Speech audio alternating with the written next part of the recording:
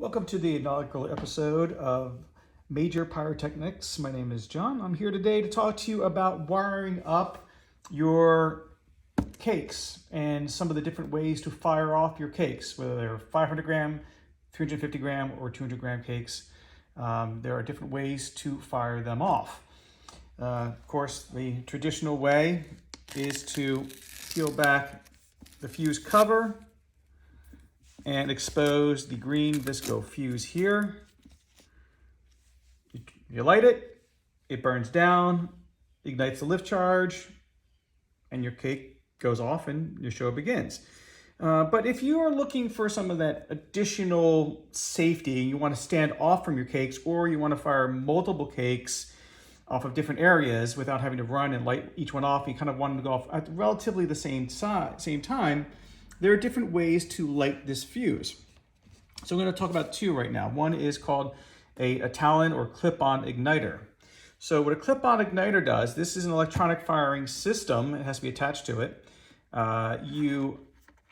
When you look inside this clip-on igniter, you'll see that fine filament on the bottom part of the video right there. See that fine filament? And what you do is when you bring that fuse over, you don't slide it through the hole, you basically clip right on it. And that filament wraps around the visco fuse.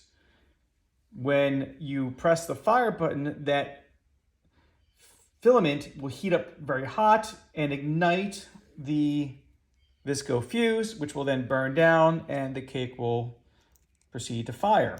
And there's another way to do that too is this is a MJG initiator with a visco shroud offered by Cobra Firing Systems. You slide the visco shroud over the fuse. There we go. And you tape it so it stays in place. And when you press the fire button, the head ignites, creates a flame. That flame ignites the visco fuse, which burns down, igniting the lift charge, and your cake goes off. And the nice thing about the electronic firing systems, again, are you can fire multiple cakes across a wide area at the same time or in a relatively quick succession without having to run and light each one individually. It adds for a better show. But I have the Cobra Firing Systems modules. I use the 18R2 firing controller with 72 Ms and 18 Ms to fire off multiple cakes. And I like that instantaneous lift, which means I want my cake to go, as soon as I press a fire button, I want that cake to go boom and start. So using the MJG initiator, now the MJG initiator, it's for consumer fireworks. It gives you instant ignition and there's no need to wait for the fuse. So it gives you an instant lift. And underneath the orange shroud here, which you can slide back, is that little head that we saw a little earlier. So you can focus right there. We go. That creates the flame. And the orange shroud actually gives a little bit of a flame that shoots out and into that lift charge and gives you a really good ignition. I've never had one of these fail. Every time one of these has failed, it's been to what's called the ID10T error, or my own damn fault. But these work great. And there's two different ways of hooking it to your Cobra Firing Systems. You got the traditional speaker wire, or you have their quick plug system. This piece of copper right here is just a shunt, which prevents accidental electrical impulses from firing your initiator. So in order to get this cake wired up so we have instantaneous firing, we need to expose where this visco fuse is going into the first, basically, firework, so I can get it going. So I'm going to just kind of lightly cut to expose the cardboard underneath.